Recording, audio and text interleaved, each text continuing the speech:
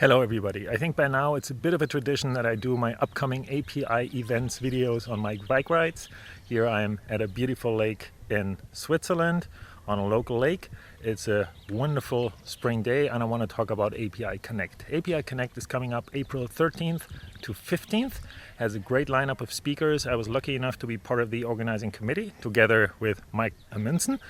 I'll be keynoting on April 13th. I'll talk about API management for grown-ups.